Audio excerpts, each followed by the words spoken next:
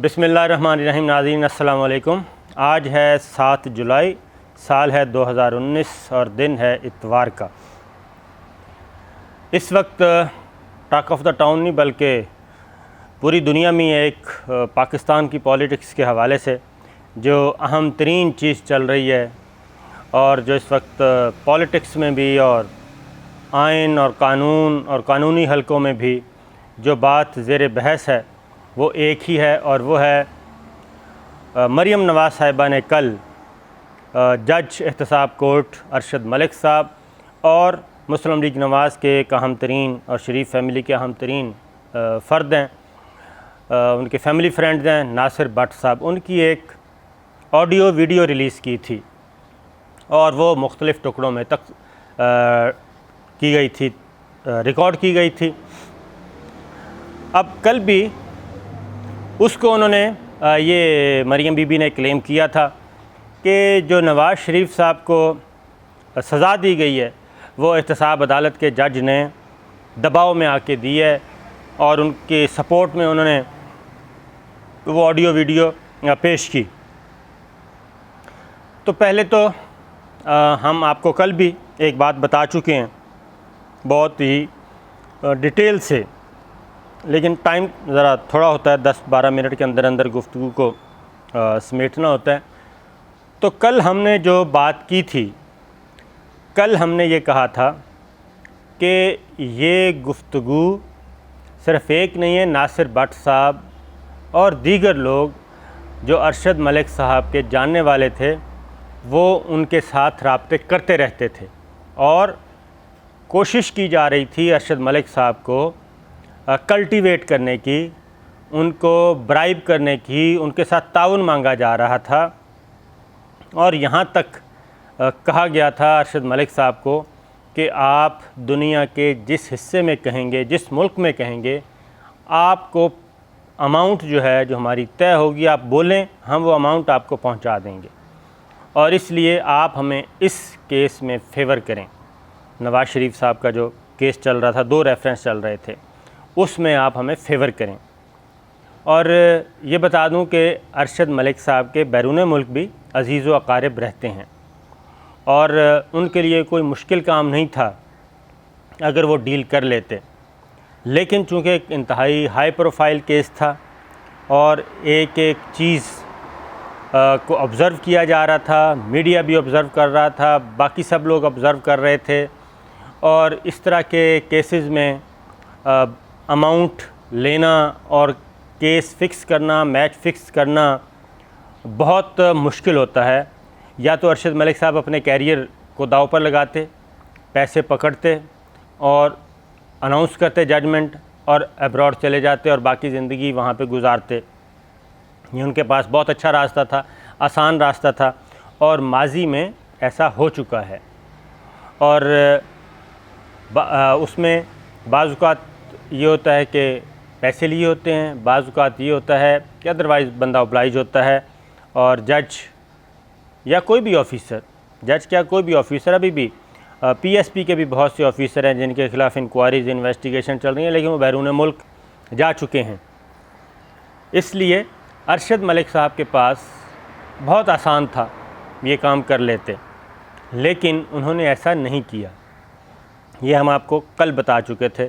कल हमने आपको ये दावा किया था, अपने वीडियो में भी बताया, अदरवाइज़ भी प्रोग्राम में भी, कि उनको ऑफ़र्स की गई थी, भारी भरकम पेशकश की गई थी। जैसे इससे पहले सुप्रीम कोर्ट में जब ये केस चल रहा था उस वक्त भी जेआईटी में था, उस वक्त भी एहतसाब अदालत में था, उस वक्त भी।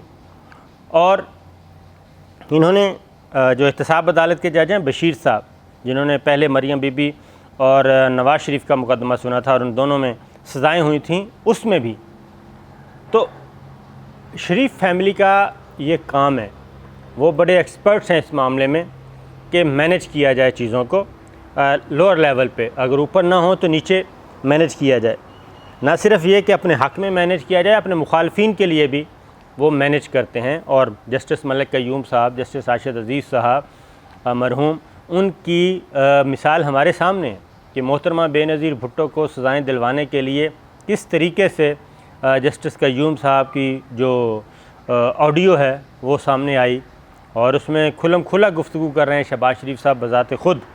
अब चूँकि चीज़ें चेंज हो चुकी हैं, फिर हमने कुछ अर्सा पहले भी देखा कि जब हमज़ा शहबाज साहब को नायब अरेस्ट करने गया तब भी ये चीज़ हुई कि इतवार वाले दिन, छुट्टी वाले दिन, हफ्ता या इतवार था, उस दिन रिलीफ़ हासिल किया गया और मुल्ज़म की अदम मौजूदगी में ही रिलीफ़ मिला। तो इस मामले में ये एक्सपर्ट्स हैं, कोई शक नहीं। तो अब आते हैं ये जस्टिस जज अरशद मलिक साहब की तरफ। हम आपको थोड़ा सा पीछे लेके चलते हैं। इनको बहुत ज़्यादा एतमाद था अरशद मलिक साहब पे कि अरशद मलिक साहब मैनेज हो जाएंगे और मामलात कहीं ना कहीं हमारे तय हो जाएंगे।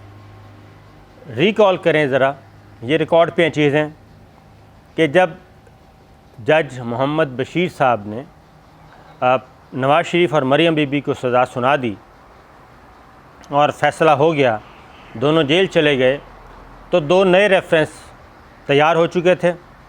वो थे नवाज़ शरीफ साहब के बारे में, वो तैयार हो चुके थे, हसन नवाज़, हुसैन नवाज़, ये सारे थे। तो नवाज़ शरीफ साहब का मुकदमा जज एहतसाब अदालत मोहम्मद बशीर साहब पे इन्होंने पहले ही अदम एतमाद कर दिया कि जी इस जज के पास हमारा केस नहीं जाना चाहिए, किसी और एहतसाब अदालत के जज के पास भेजें। और वो कोई और कौन था? वो कोई और नहीं था, क्योंकि दो ही तो एहतसाब अदालतें थीं, एक बशीर साहब थे और एक अरशद मलिक साहब थे। तो ये दानिस्ता बशीर साहब के पास, क्योंकि बशीर साहब जो हैं वो मैं बता दूं कि वो सोशल नहीं है, वो अरशद मलिक साहब की तरह सोशल नहीं है। उनकी सोशल लाइफ बहुत कम है, बहुत कम लोगों से मिलते हैं और लिमिटेड उनका जो है दायरा है, हल्का है दोस्ती का, तो दोस्ती यारी वो बहुत लिमिटेड, और उनकी पीआर उस तरह से नहीं है जिस तरह अरशद मलिक साहब से। अरशद मलिक साहब खुले डुले आदमी हैं, मिलते हैं, गपशप लगाते हैं, सोशल लाइफ है उनकी, ठीक है वो।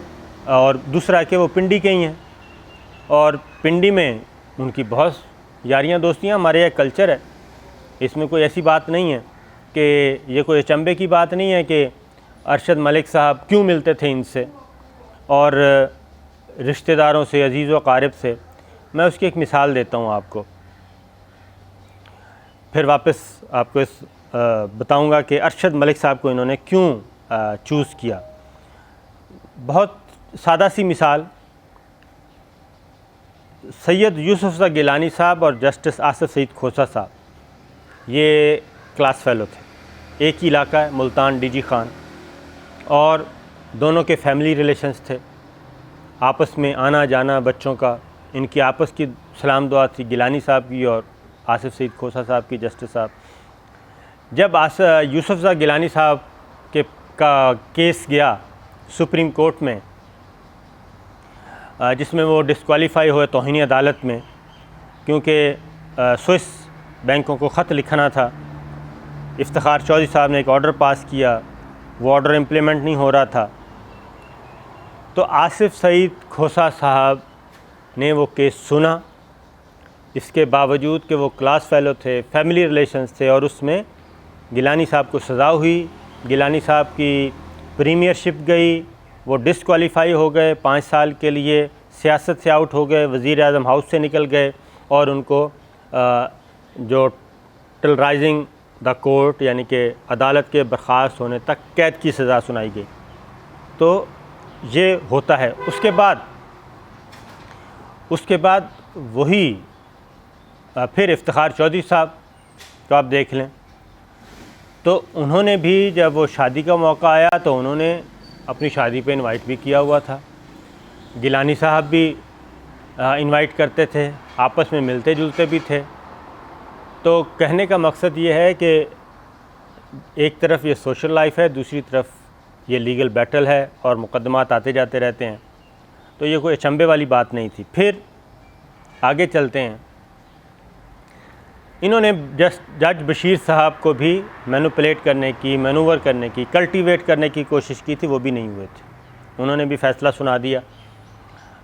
अब इन्होंने कहा कि अब बशीर साहब के पास दोबारा नहीं जाना। अरशद मलिक साहब बहुत अच्छे जज हैं और हमारे ताल्लुक़ वाले हैं, हमारे लोगों के ताल्लुक़ात हैं उनसे। नासिर भट्ट साहब इनके बहुत ही क्लोज़ हैं, शरीफ फैमिली के, उनका अपना किरदार एक साइड पर रख दें। नासिर भट्ट साहब और कुछ और लोग, उन्होंने ये बाकायदा प्लान करके बाकायदा स्ट्रेटजी तैयार हुई। फिर इन्होंने ये फ़ैसला किया था कि अरशद मलिक साहब की अदालत में, क्योंकि बशीर साहब पे अदम एतमाद करेंगे और ऑटोमेटिकली जज कोर्ट मुकदमा चला जाएगा अरशद मलिक साहब की अदालत में और वो आराम से हैंडल हो जाएंगे। ये इनका ख़्याल था और इन्होंने ये काम कर लिया। उधर से जज बशीर साहब को जब पता चला कि मुझ पे अदम एतमाद किया जा रहा है, उन्होंने भी फ़ौरन बड़ी डिग्निटी के साथ chief justice Islamabad high court को ख़त लिखा और उन्होंने कहा कि ये मुकदमात जो हैं अब मेरे पास इस फैमिली के ना भेजे जाएं, किसी और को भेज दें, मेरी कोई इंटेंशन नहीं है। उन्होंने भी बरियत का ऐलान कर दिया। तो अरशद मलिक साहब के पास मामला आ गया। अब जब मुकदमात शुरू हुए, केस हियरिंग शुरू हुई, तो बात एक ही थी, मनी ट्रेल मांगा जा रहा था और मफरूर मुल्ज़मान के बारे में पूछा जा रहा था। और अरशद मलिक साहब के रिमार्क्स उठा के देखें उस ज़माने के हियरिंग के दौरान, तो उन्होंने कई दफ़ा कहा, उन्होंने कहा कि आपके बेटे आपके को क्यों नहीं करने आ रहे बेल आउट, आपके बेटों को आना चाहिए, आपकी कोई बात तो हुई होगी, अपने बच्चों से होती होगी। तो उन्होंने बहुत सारे इनको कहा बड़े अच्छे अंदाज में ओपन कोर्ट में कि आएँ, आके सुने और आप अपने सबूत दें। आएँ बाएँ शाएँ ये करते रहे, क्योंकि सबूत इन्होंने देने नहीं थे। ख्वाजा हारिस साहब जो वकील थे, बराह रास्त नवाज शरीफ साहब भी रोस्टम पे आते रहे। लेकिन हुआ ये कि ये बावजूद कोशिश के जब मुकदमा, जब एविडेंस, जब शवाहिद सामने आए और नवाज शरीफ साहब के वकील अपना मुकदमा साबित करने में नाकाम रहे, तो जज अरशद मलिक साहब ने फ़ैसला कर दिया। एक केस बनता था उसमें बरी कर दिया, एक केस नहीं बनता था उसमें सज़ा दे दी। एक केस में ये जो बनता था नवाज शरीफ के हक़ में, उसमें उन्होंने बरी कर दिया। जो नहीं बनता था, नैब का मौक़िफ़ दुरुस्त था, उसमें सज़ा दे दी। लेकिन इनके लिए ये बहुत ही हैरानकुन था कि क्योंकि बहुत सारे मिडल मैन थे, नाम भी किसी वक्त बता देंगे आपको, कि वो थे जो सारी चीज़ें मैनेज कर रहे थे। और आज वही चीज़ अरशद मलिक साहब ने डिस्क्लोज़ कर दी कि उल्टा चोर कोतवाल को डांटे, कि बिल्कुल उन्होंने कोई डिनाई नहीं किया कि इनकी मुलाकात हुई या नहीं हुई मुलाकात, लेकिन मुख्तलिफ़ टुकड़ों को जोड़ के उन्होंने कहा। तो ये बात सही है। उसकी रीज़न ये है कि एक और बात, फॉर एग्ज़ाम्पल, क्योंकि वो ये तो बात इनको उन्होंने बता दिया कि मैं मेरिट से हट के मैं कोई काम नहीं कर सकता था। और फिर जो मरियम बीबी ने कहा कि उसके पास जो लोग आए थे जनाब, वो तो आए थे कि इंसाफ, वो मरियम बीबी ने ख़ुद अपनी ज़ुबान में, हालांकि बिल्कुल सादा ज़ुबान में वही बात उन्होंने आज गुफ्तगू में अपने प्रेस रिलीज़ में कही है कि जो केस बनता था मेरिट पे, इंसाफ पे, वो मैंने कर दिया, बाकी अल्लाह ताला के हवाले सब कुछ।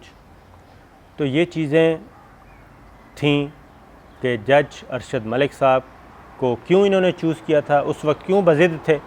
वो इसलिए थे कि जज अरशद मलिक साहब बड़े सोशल हैं, बड़े फ्रैंकली हैं, फ्रेंडली हैं, तो अचानक आराम से वो मैनेज हो जाएंगे।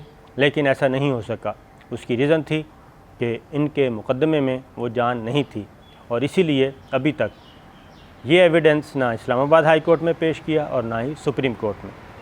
तो मज़ीद इस बारे में चीज़ें आएंगी, हम आपको बताएंगे और बताते रहेंगे, इन्फॉर्म करते रहेंगे। देखते रहिएगा हमें। अल्लाह हाफ़िज़।